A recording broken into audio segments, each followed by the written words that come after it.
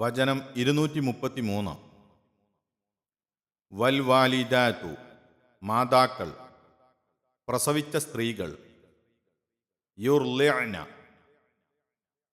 അവർ മുല കൊടുക്കണം, ഔലാദഹുന്ന, അവരുടെ കുട്ടികൾക്ക്, സന്താനങ്ങൾക്ക്, ഹൗലൈനി, 2 കൊല്ലം, കാമിലൈനി, 2 പൂർണ്ണമായ, ലിമൻ അറാദ, ഉദ്ദേശിച്ചവർക്ക്, അയ്യുത്തിമ്മ, പൂർത്തിയാക്കുവാൻ, അർറദാഅ, മുലകുടി, വഅലൽ മൗലൂദി ലഹു,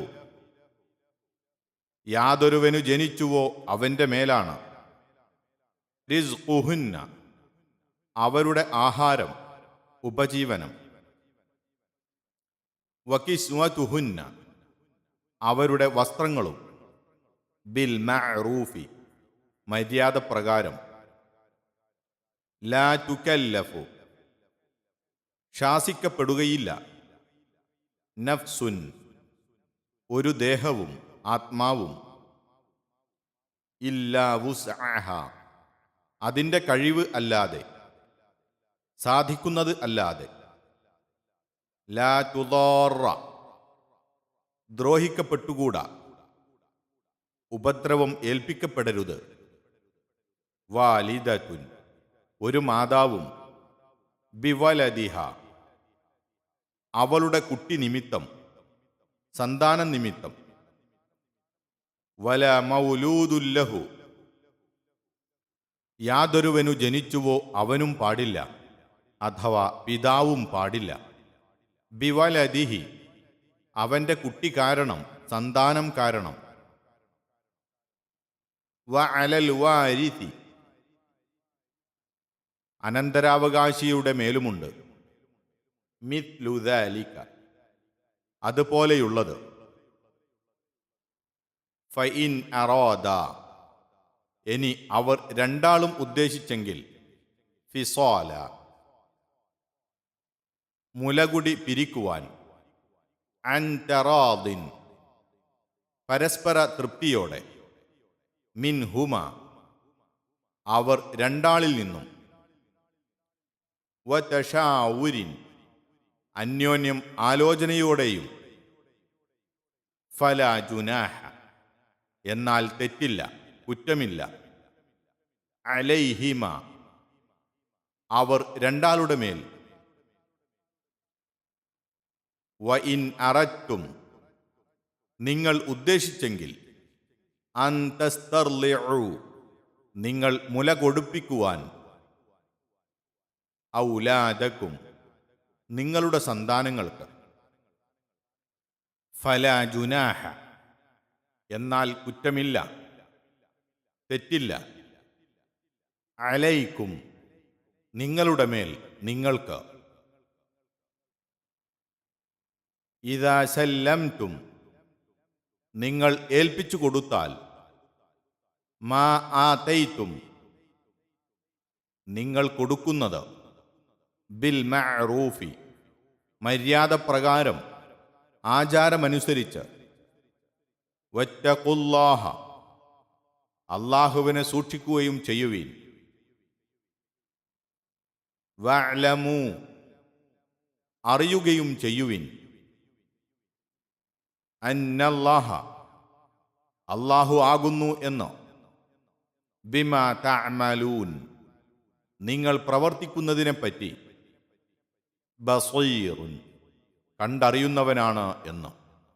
والوالدات يرضعن أولادهن حولين كاملين لمن أراد أن يتم الرضاعة وعلى المولود له رزقهن وكسوتهن بالمعروف لا تكلف نفس إلا وسعها لا تضار والدة بولدها ولا مولود له بولده وعلى الوارث مثل ذلك فإن أرادا فصالا عن تراض منهما وتشاور فلا جناح عليهما وإن أردتم أن تسترضعوا أولادكم فلا جناح عليكم إذا سلمتم فلا جناح عليكم إذا سلمتم ما آتيتم بالمعروف واتقوا الله واعلموا أن الله بما تعملون بصير.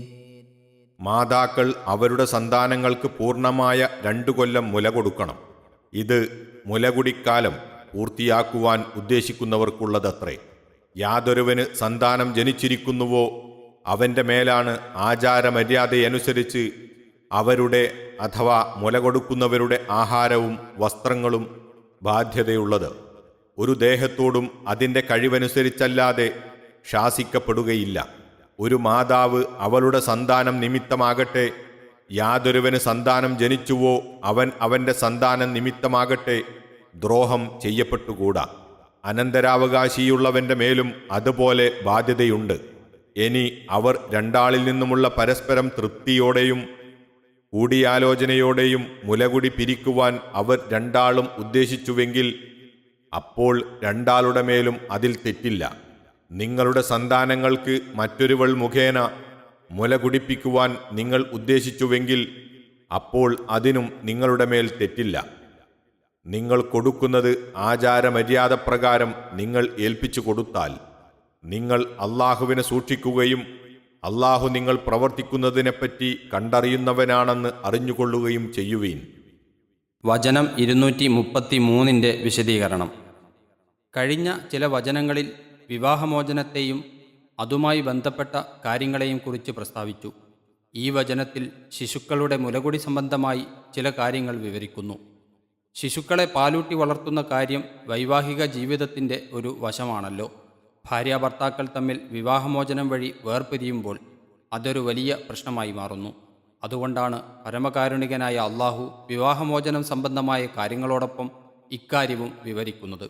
ഈ വചനത്തിലടങ്ങിയ നിയമനിർദ്ദേശങ്ങൾ ഇങ്ങനെ സംഗ്രഹിക്കാം. 1.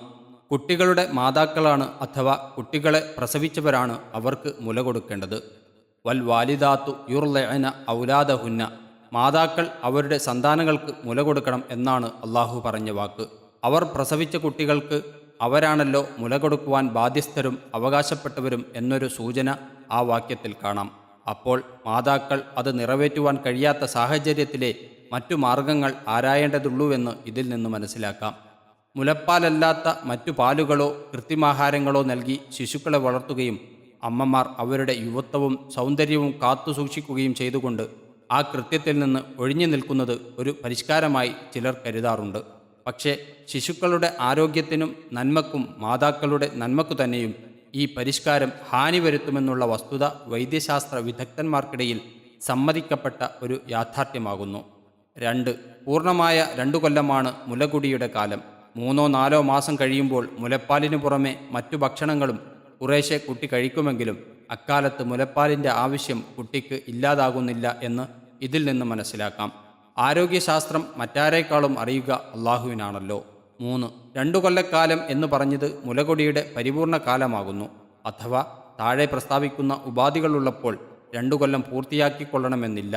2 കൊല്ലത്തിലധികം കാലം മാതാവ് മുല കൊടുക്കുകയോ അതിനു വേണ്ട ചിലവ് പിതാവ് വഹിക്കുകയോ വേണ്ടതില്ല. 2 കൊല്ലം തികയുന്നതിന് മുമ്പ് പ്രത്യേക കാരണം കൂടാതെ രണ്ടാൾക്കും അവരവരുടെ ബാധ്യതയിൽ നിന്ന് സ്വന്തം നിലക്ക് ഒഴിഞ്ഞു മാറാവുന്നതുമല്ല. മുലകുടിയുടെ കാലം 2 കൊല്ലമാണെന്ന് നിശ്ചയിക്കപ്പെട്ടതിൽ നിന്ന് മറ്റൊരു കാര്യം കൂടി ഗ്രഹിക്കുവാൻ കഴിയും.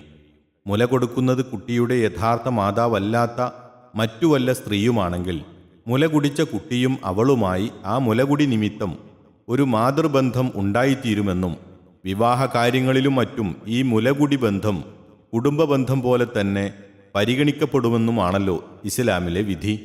ഈ മുലകുടി ബന്ധം സ്ഥാപിതമാകുന്നത് കുട്ടിക്ക് 2 വയസ്സ് തികയും മുമ്പായി മുല കുടിക്കുമ്പോൾ മാത്രമായിരിക്കുമെന്നും പിന്നീട് മുല കുടിക്കുന്നത് കൊണ്ട് ഈ ബന്ധം സ്ഥാപിതമാവുകയില്ലെന്നും ഇതിൽ നിന്ന് അഥവാ മുലകുടിയുടെ പൂർണ്ണമായ കാലം 2 കൊല്ലമാണ് എന്ന് പറഞ്ഞതിൽ നിന്ന് മനസ്സിലാക്കാവുന്നതാണ്. ഭൂരിപക്ഷം പണ്ഡിതന്മാരുടെ അഭിപ്രായവും അതാണ്. ഹദീസിൻ്റെ പിൻബലവും അതിനാണുള്ളത്. 4.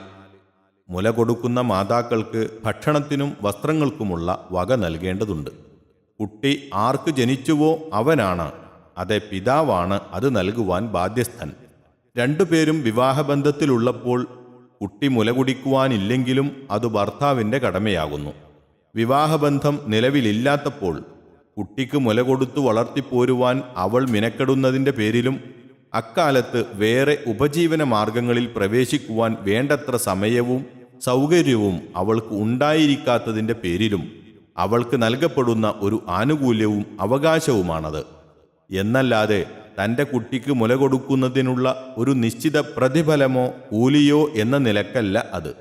അള്ളാഹു പറഞ്ഞ വാക്കുകളിൽ നിന്ന് തന്നെ ഇത് മനസ്സിലാക്കാവുന്നതാകുന്നു. പിതാവിൻ്റെ ബാധ്യതകളാണിത് എന്നു പറയാതെ കുട്ടി ഏതൊരുവന് ജനിച്ചുവോ അവൻ്റെ ബാധ്യതയാണ്, അഥവാ വ അലൽ മൗലൂദി ലഹു എന്നു പറഞ്ഞതും അർത്ഥവത്താണ്. അവന് ജനിച്ച കുട്ടിയെ മുലകൊടുത്ത് വളർത്തുവാൻ വേണ്ടുന്ന ചിലവുകൾ ചെയ്യേണ്ടത് സ്വാഭാവികമായും അവനാണ് എന്നത്രേ ഇത് സൂചിപ്പിക്കുന്നത്. 5. ഭക്ഷണത്തിനും വസ്ത്രത്തിനും നൽകപ്പെടേണ്ടുന്ന തുകയോ അളവോ നിർണയിക്കപ്പെട്ടിട്ടില്ല. സാധാരണ നിലക്ക് മര്യാദയായി കരുതപ്പെടുന്ന അളവിൽ, അഥവാ ബിൽ മഅറൂഫ് എന്നേയുള്ളൂ. അഥവാ കഷ്ടപ്പെടാതെയും മറ്റുള്ളവരെ ആശ്രയിക്കാതെയും അവളുടെ ഭക്ഷണത്തിൻ്റെയും വസ്ത്രത്തിൻ്റെയും കാര്യം ഇത് മുഖേന അവൾക്ക് ലഭിക്കണം. രണ്ടു കൂട്ടരുടെയും കഴിവ്, ജീവിതമാർഗം, ജീവിത രീതി, കുടുംബനില, നാടിൻ്റെയും കാലത്തിൻ്റെയും പരിതസ്ഥിതി ഇതെല്ലാം അനുസരിച്ച് ഇതിൻ്റെ അളവും തോതും വ്യത്യാസപ്പെടുന്നതാണ്. തമ്മിൽ തർക്കം നേരിടുന്ന പക്ഷം മധ്യസ്ഥന്മാർ മുഖേനയോ അധികാരസ്ഥന്മാർ മുഖേനയോ സംഖ്യയും തോതും നിർണയിക്കാവുന്നതാണ്. ഓരോരുത്തൻ്റെയും കഴിവും ബാധ്യതയും അനുസരിച്ചേ അവൻ നൽകേണ്ടതുള്ളു താനും. 6. കഴിവിനപ്പുറം നൽകുവാൻ പിതാവിനോടോ അത്യാവശ്യത്തിൽ കുറഞ്ഞതുകൊണ്ട് മതിയാക്കുവാൻ മാതാവിനോടോ നിർബന്ധിക്കുവാനും പാടില്ലാത്തതാകുന്നു. ഇക്കാര്യം ഇക്കാലത്ത് പ്രത്യേകം ശ്രദ്ധിക്കപ്പെടേണ്ടിയിരിക്കുന്നു. പിതാവിൻ്റെ കഴിവും ഞെരുക്കവും പരിഗണിക്കപ്പെടാതെ കഴിയുന്നത്ര വലിയ സംഖ്യ വിധിച്ചു കിട്ടുവാൻ വേണ്ടി മാതാവിൻ്റെ ഭാഗക്കാരും, നേരെ മറിച്ച് മാതാവിന് നൽകേണ്ടുന്ന സംഖ്യയിൽ നിന്ന് കഴിവതും ഒഴിവായി കിട്ടുവാൻ വേണ്ടി പിതാവിൻ്റെ ഭാഗക്കാരും കൃത്രിമ രേഖകളുമായി കോടതികളെ സമീപിക്കൽ ഇക്കാലത്ത് പലരുടെയും പതിവാണല്ലോ. 7. ഭക്ഷണത്തിനും വസ്ത്രത്തിനുമുള്ള തുക കൊടുക്കുന്നതിലും വാങ്ങുന്നതിലും മാത്രമല്ല, മറ്റുള്ള കാര്യങ്ങളിലും തന്നെ മുല കുടിക്കുന്ന കുട്ടി മൂലം മാതാവിനോ പിതാവിനോ ഉപദ്രവം ഉണ്ടാകാവതല്ല.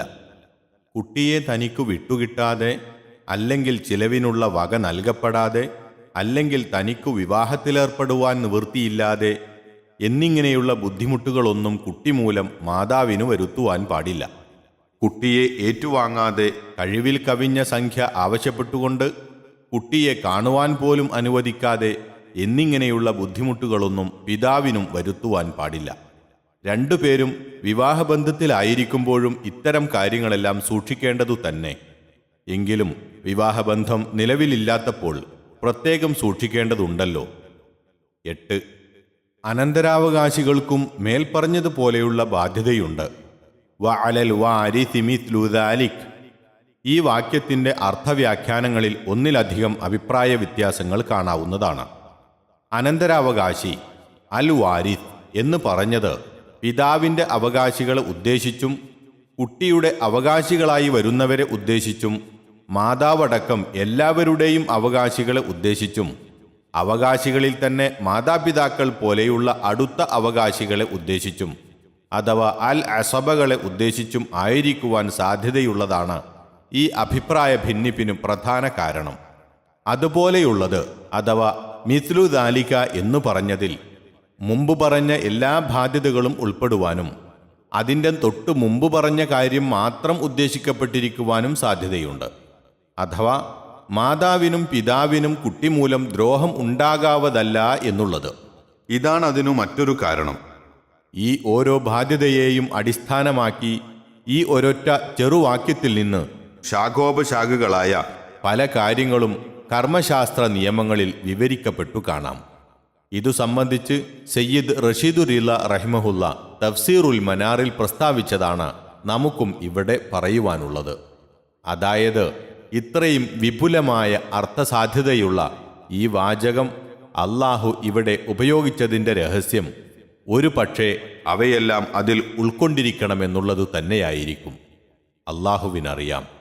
ഒരു കാര്യം ധൈര്യമായി പറയാം, പിതാവോ മാതാവോ ജീവിച്ചിരിപ്പില്ലെങ്കിൽ, അല്ലെങ്കിൽ രോഗം കൊണ്ടോ മറ്റോ ജീവിച്ചിരിപ്പില്ലാത്ത ഫലത്തിലാണെങ്കിൽ ഇരു കൂട്ടരുടെയും ബന്ധപ്പെട്ടവർ കുട്ടിയുടെ കാര്യത്തിൽ വേണ്ടതു ചെയ്യേണ്ടതുണ്ട്. 9. 2 കൊല്ലമാണ് മുലകുടിയുടെ കാലം എന്ന് പറഞ്ഞുവല്ലോ. എന്നാൽ വല്ല പരിതസ്ഥിതിയും നിമിത്തം മാതാപിതാക്കൾ തമ്മിൽ കൂടിയാലോചിച്ച് പരസ്പരം തൃപ്തിയോടെ കുട്ടിയുടെ മുലകുടി അതിനു മുമ്പ് തന്നെ നിർത്തണമെന്നു തീരുമാനിക്കുന്നതിന് വിരോധമില്ല. പക്ഷേ തീരുമാനം ഏകപക്ഷീയമാകരുത്.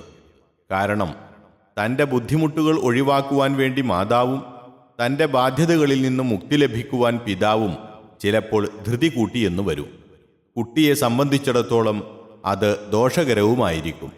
2 ഭാഗത്തു നിന്നുമുള്ള പൂർണ്ണ സമ്മതത്തോടെയാകുമ്പോൾ ഇന്നത്തെപ്പോലെ സ്വന്തം കുഞ്ഞുങ്ങളോട് പോലും കരുണ തോന്നാത്ത, മൃഗീയ പരിഷ്കാരത്തിൻ്റെ ലഹരി ബാധിക്കാത്ത മാതാപിതാക്കളാണെങ്കിൽ തങ്ങളുടെ കുട്ടിയുടെ നന്മ കൂടി കണക്കിലെടുത്തുകൊണ്ടേ ആ തീരുമാനമുണ്ടാകൂ. 10.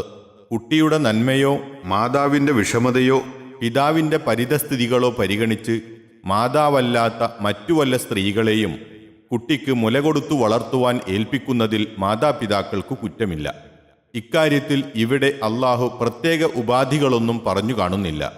എങ്കിലും മാതാവിൻ്റെ അനുമതി കൂടാതെ പിതാവോ പിതാവിൻ്റെ സമ്മതമില്ലാതെ മാതാവോ അങ്ങനെ ചെയ്യുവാൻ പാടില്ലെന്നു മേൽ വിവരിച്ച വസ്തുതകളിൽ നിന്നു മനസ്സിലാക്കാവുന്നതാണ്.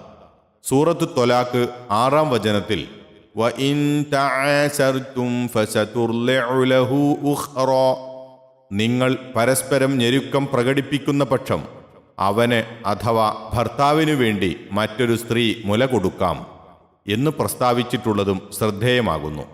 ഈ വിഷയം ഇവിടെയും സൂറത്തു ത്വലാഖിലും പിതാക്കളെ അഭിമുഖീകരിച്ചുകൊണ്ടാണ് അള്ളാഹു പറഞ്ഞിരിക്കുന്നത്.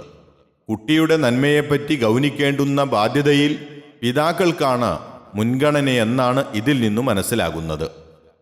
11. മറ്റൊരു സ്ത്രീയാണ് കുട്ടിക്കു മുല കൊടുക്കുന്നതെങ്കിൽ അവൾക്കും സാധാരണ ആചാരമര്യാദയനുസരിച്ചു വേതനം ലോഭം കൂടാതെ നൽകേണ്ടതാണ്. അതിൽ പിശുക്കു പിടിക്കുകയോ അമാന്തം വരുത്തുകയോ ചെയ്തുകൂടാ. ഇത് സ്വന്തം കുട്ടിക്കു തന്നെ ദോഷമായി ഭവിക്കുന്നതിനു പുറമേ ആ കുട്ടിയെ വളർത്തുന്ന മാതാവിനോട് ചെയ്യുന്ന അനീതിയുമായിരിക്കുമല്ലോ. 12. അവസാനമായി ഇങ്ങനെയുള്ള നിയമോപദേശങ്ങൾ വിവരിച്ച ശേഷം പലപ്പോഴും അള്ളാഹു ഉണർത്താറുള്ളതുപോലെ മേൽപ്പറഞ്ഞ കാര്യങ്ങളെല്ലാം ശരിക്കും പാലിച്ചുകൊണ്ട് അള്ളാഹുവിനെ സൂക്ഷിക്കണമെന്നും അതിൽ വീഴ്ചയോ കൃത്രിമമോ നടത്തുന്നത് അള്ളാഹു വീക്ഷിച്ചുകൊണ്ടിരിക്കുന്നുണ്ടെന്നും ഓർമ്മിപ്പിക്കുന്നു.